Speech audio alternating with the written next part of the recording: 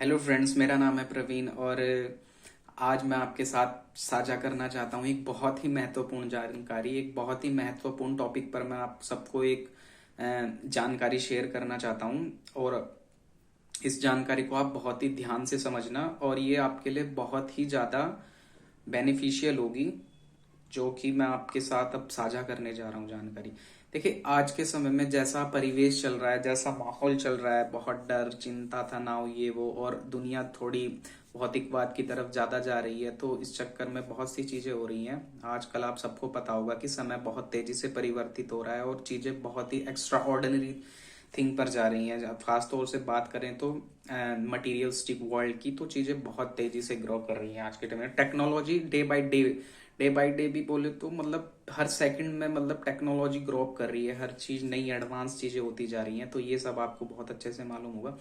तो इन सब के बीच में मैं आपको ये चीज जागरूक करने के लिए आया हूं, मतलब बताना चाहता हूं मैं आप सबको कि हो क्या रहा है कि आजकल जैसा ऐसा समय चल रहा है, तो लोग आध्यात्मिकता की तरफ बहुत ज्यादा तेजी से लोग जा रहे हैं। मतलब बहुत से लोग आध्यात्मिकता से जुड़ रहे हैं, हालांकि पहले ऐसा कभी नहीं हुआ है।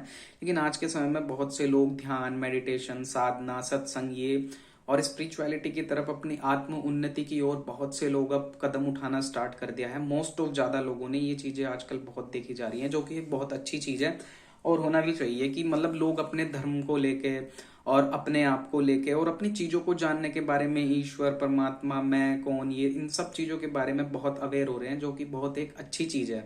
क्योंकि इंसान को अपने बारे में तो पता होना ही चाहिए, और अपने धर्म के बारे में भी और अन्य धर्मों के बारे में भी अगर तुम्हें नॉलेज हो तो वो अच्छा ही है।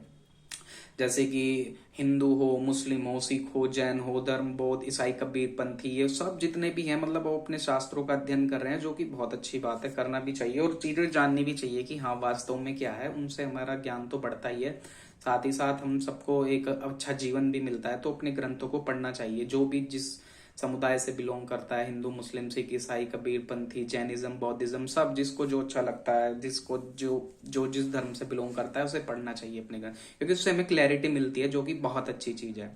और हाँ, इस इन सब चीजों के बीच में मैं आपसे ये बात एक कहना चाहता हूँ कि देखो, जो भी ग्रंथ को पढ़ा जाए, जैसे गीता हो, कुरान हो, बाइबल हो, कबीर कबीर की विजयवाणी हो, या सदगुरु कबीर दास जी की वाणी हो, या फिर जो भी मतलब तुम ग्रंथ पढ़ना चाहते हो, जैसे गीता हुआ या कुछ भी, कोई भी ग्रंथ हो तुम्हारे धर्म से रिलेटेड, तो जो भी तुम ग्रंथ पढ़ते हो, तो उस ग्रंथ को बिल्कुल उसकी प्रामाणिक प्रति को पढ़ना चाहिए। ना कि हमें पढ़ना चाहिए आज के टाइम में जो चल रहा है, ऐसे चल रहा है कि अपने कुछ लोग ऐसे कर रहे हैं कि अपनी उसमें एडिट करके अपना ही अनुवाद उसमें छाप दे रहे हैं, और ये तो मतलब फिर उससे क्या होता है कि उससे हमारे जो मूल प्रति है, जो हमारे धार्मिक ग्रंथ की, तो उसके साथ छेड़खानी करना ये कोई सही चीज नहीं है। क्योंकि उसमें वो अपने लाभ के लिए, अपने मतलब उसके लिए, अपने बेनिफिट के लिए क्या करते हैं कि अपनी कुछ चीजें उसमें एडिट कर देते हैं कि इसका अनुवाद ये पहले संस्कृत में श्लोक, फिर हिंदी में, फिर उसका अपना ही अलग से नया वर्जन करके निकाल देते हैं। तो जो कि एक बहुत गंदी चीज है, ऐसा नहीं होना चाहिए।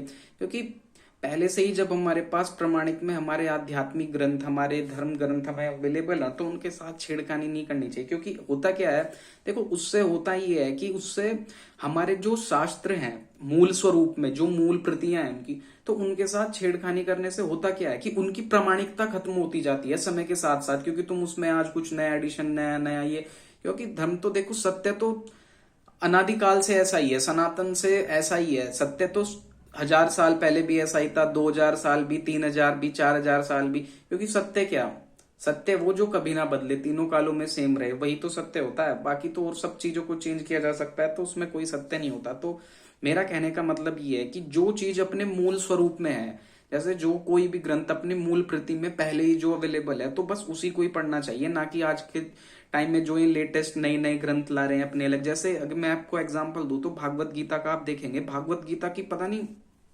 उसके 10 तरीके के नए एडिशन आ चुके हैं, और वो भी अलग अलग उसके, कोई अलग, कोई मतलब गीता जो गोरखपुर प्रेस वाली है, वो तो बहुत पहली प्रति है, वही सही बताऊं तो वही एक प्रमाणिक प्रति है जो पहले, जिसमें बिल्कुल जैसा था यथार्थ रूप में है अपने, बिल्कुल जिसके साथ अभी तक कोई छेड़खानी। वरना अधिकतर भागवत गीता के तो इतने नए नए वेरिएंट आ रहे हैं कि पता नहीं कि ये इसकी है, ये इसकी है।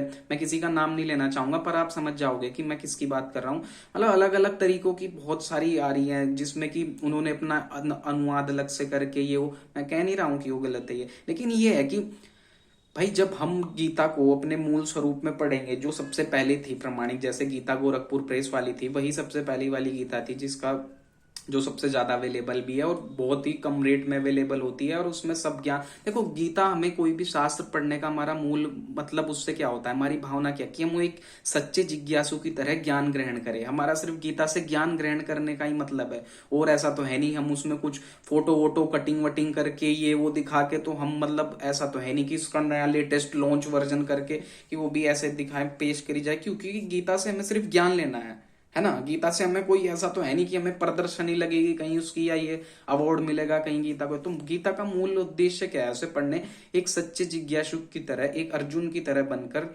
अपने आप को समर्पित करके बस हमें गीता को पढ़ना है, गीता जी को जानना है।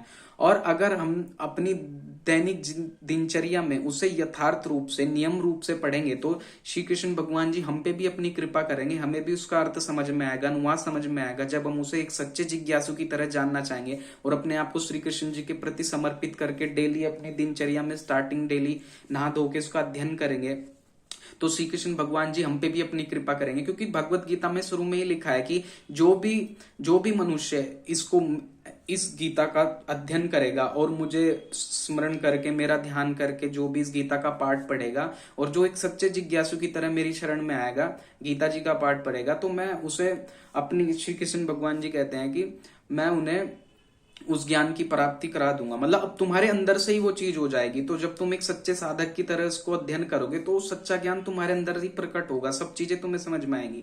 तो लेकिन इसका क्या मतलब है कि यार तुम नए नए लेटेस्ट एडिशन, ये आज ये गीता कोई 200 की, कोई 250 की, कोई 300 की, कोई देखो रेट हर चीज में मैटर नहीं करता है। तुम अपने कैपिटलिस्टिक फिजिकल मेटल वर्ल्ड में, मेटलिस्टिक वर्ल्ड में तुम कुछ भी करो, वहां तुम किसी भी चीज का रेट ये करो करो कम नीचे करो, उससे डजेंट इतना मैटर नहीं पड़ता।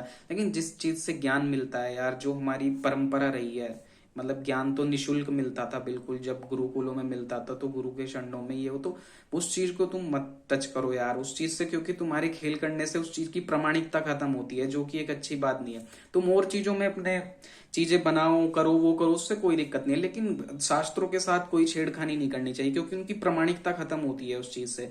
तो मेरा बस आप सबसे यही कहना था कि शास्त्रों को पढ़ो उसके प्रामाणिक स्वरूप में, उसका जो मूल स्वरूप है उसकी प्रतियां पढ़ो, ना कि जो आजकल लेटेस्ट एडिशन चल रहे हैं लोग अपनी गीता की, मतलब जो 30 40 50 रुपए की बुक थी, तुम उसे यार 100 दो 250 300 रुपए की बोझे, जबकि उसका मतलब क्या है, कुछ नहीं। गीता से सिर्फ हमें ज्ञान लेना है, उसका बस यही उद्देश्य है, और इसी उद्देश्य से वो पढ़ी जाती है। और उसके अलावा उसका क्या उद्देश्य है, आप खुद ही सोचो क्या उद्देश्य होगा उसका। एक ज्ञान का पुस्तक है और हम उसे एक सच्चे जिज्ञासु की तरह जानना चाह रहे हैं, तो उसके लिए बस ज्ञान प्राप्त करने के अलावा उसका और क्या उद्देश्य होगा, मुझे तो समझ में नहीं आता। लेकिन लोग इसे अपने पर्सनल फायदे के लिए यूज कर रहे हैं। अरे यार, जब पहले से ही गीता प्रामाणिक रूप में है और जब सच्चे जिज्ञासु की तरह तुमने पढ़ी, जब और लोग पढ़ेंगे, तो श्री कृष्ण भगवान जी ऐसा थोड़ा ही ना भेदभाव करेंगे कि हाँ इसको ज्ञान दे दूंगा, इसको नहीं समझ आएगा। जब हम एक सच्चे साधक की तरह पढ़ेंगे तो हमें सब समझ में आएगा, और तुम अपने अंदर से ही ज्ञानवान बनोगे, तो तुम खुद पढ़ोगे तो तुम सबको खुद ही समझ में आएगा। तो मेरा सबको, आप सबको ये कहना है कि किसी भी भ्रांतियों में मत फैलना कि ये वो है लेटेस्ट एडिशन है, ये वो है। गीता को उसके मूल प्रामाणिक स्वरूप में पढ़ो, जो आती थी गीतापुर गोरखपुर की पहली बोध, और वो ही एक पहली है, वो बिल्कुल इजी सिंपल बुक है। कोई नहीं हो, तुम्हें श्री भगवान की कृपा से तुम्हें वो सब समझ में आएगी। ऐसा कुछ नहीं है कि हाँ ये सरल अनुवाद है, ये सरल हुआ। हम सब प्रभु के ही बच्चे हैं और हम सबको प्रभु का आशीर्वाद प्राप्त है, तो हम सब बच्चों को समझ में आएगी। वो ऐसा नहीं है कि किसी चुनिंदा लोगों को ही समझ में आएगी, वो सबको आएगी, क्योंकि श्री भगवान सबके हैं, श्री कृष्ण जी सबके हैं। जब उनकी कृपा सब पे होती है, हम सब उनके बच्चे हैं, तो हम सबको भी उसी रूप में ही समझ में आएगी, जब हम सच्ची जिज्ञासा के साथ उसको जानेंगे तो, है ना। और जैसे कि मैं आपको कुछ जैसे उदाहरण दूंगा, मैं कुछ चीजें पढ़ता हूँ, जैसे ये श्री रमन महर्षि जी की बुक है, तो इसका ये है, तो ये जैसे मूल प्रति, और जैसे मैं स्वामी विवेकानंद को पढ़ता हूँ, ये है, और ये कैवल्य दर्शन भी है, योगदा सत्संग सोसाइटी की बुक है, योगी कथामृत है। मतलब ये तो आश्रम से ही मुझे मिली थी बिल्कुल। तो इन द सेंस मैं, मेरे पास गीता जी भी है गोरखपुर वाली, वो भी मेरे पास किसी रिलेटिव के पास है, उन्होंने मैंने दे रखी है, वो पढ़ने के लिए कह रहे थे, तो वो भी मैं आपको दिखाता जो है ये वो वास्तविक वाली गीतापुर गोरख प्रेस वाली जो आती है छोटी सी वो। तो मैं इन द सेंस ये कहना चाहता हूं कि शास्त्रों के साथ यार छेड़ मत करो, उनको अपने मूल प्रामाणिक स्वरूप में रहने दो, जो है वो बिल्कुल सही है और वो बिल्कुल सबको समझ में भी आते हैं। तो मेरा बस आपको यही जागरूक करना था। और अगर आपको ये इन्फॉर्मेशन जानकारी अच्छी लगी तो प्लीज सबको शेयर करना और लाइक शेयर करना अगर आपको अच्छा लगा तो। ठीक है, ओम जय श्री कृष्ण।